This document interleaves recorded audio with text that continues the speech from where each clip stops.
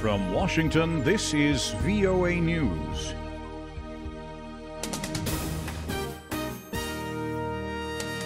I'm Jonathan Smith reporting.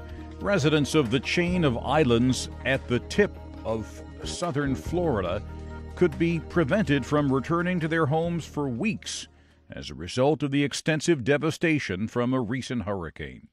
U.S. Homeland Security Adviser Tom Bossert said a recovery in the Florida Keys, quote, is going to take a while because of damage to bridges that link the islands to the U.S. mainland.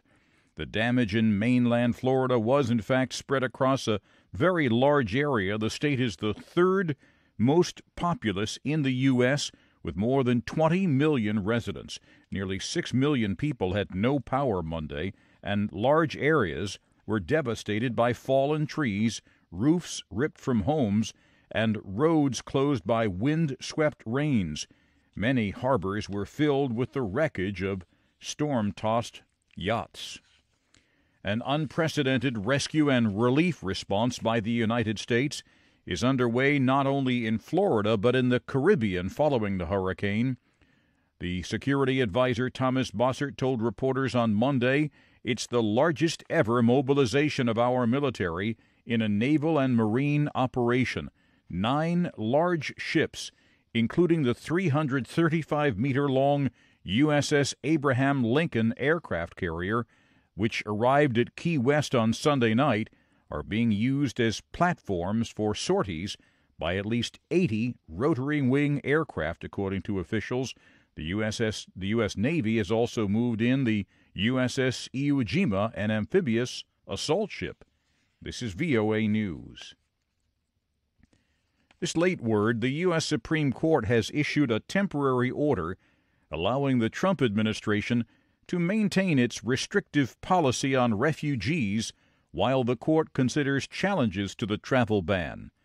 Justice Anthony Kennedy issued the temporary order Monday. It was expected to remain in effect while the full court takes up the matter, likely within a matter of days. Pope Francis ended his trip to Colombia by appealing to her people to unite to end more than half a century of armed conflict. At a mass in Cartagena, he said if Colombia wants a stable and lasting peace, it must untie the knots of violence and unravel the complex threads of disagreements.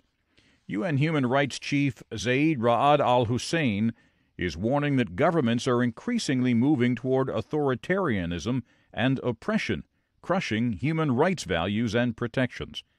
Correspondent Lisa Schlein reports for VOA from the opening of the UN Human Rights Council's 3-week session in Geneva. UN High Commissioner for Human Rights Zeid Ra'ad al-Hussein paints a dark picture of the state of human rights around the world. He condemns the actions of violent extremists and terrorists, but warns the greater dangers to society are from governments who peel away human rights protections. Zeid expresses concern about extensive gross human rights violations in 39 countries. We have received multiple reports and satellite imagery of security forces and local militia burning Rohingya villages and consistent accounts of extrajudicial killings, including shooting fleeing civilians. Zeid calls on the Myanmar government to end its current military operation and to reverse its discrimination against the Rohingya.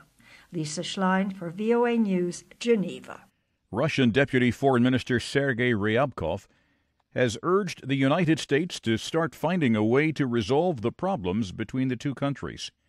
A Russian Foreign Ministry statement was released after Ryabkov met with U.S. Under-Secretary of State Thomas Shannon in Helsinki, Finland.